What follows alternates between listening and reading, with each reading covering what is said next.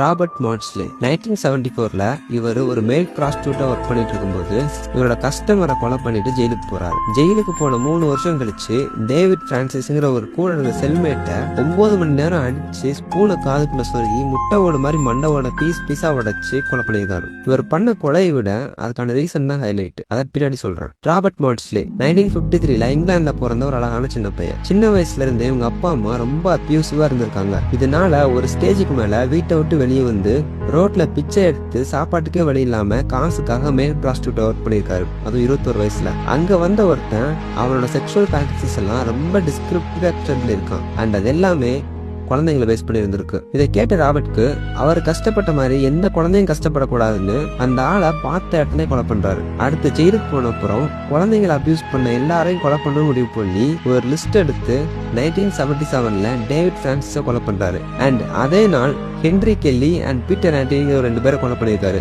God's அவரை பிடிக்கும் போது உடம்பு ஃபுல்லா ரத்தத்தோட கையில அவரே பண்ண ஒரு கத்தியை வச்சுக்கிட்டு வெயிட் பண்ணுங்க, என் லிஸ்ட் இன்னும் முடியலன்னு சொல்லியிருக்காரு. இவரை பார்த்து ஒட்டுமொத்த ஜெயில் கிரிமினல்ஸும் பயந்தாங்க. ஜெயிலுக்குள்ளே எத்தனை கொலை பண்ணதுனால இதுக்கு அடுத்து அவர் ரொம்ப ஐசோலேட்டடா ஒரு கண்ணாடி பாக்ஸ்ல போட்டு அடைச்சு வச்சாங்க. இப்போ வரைக்கும் அங்கதான் இருக்காரு.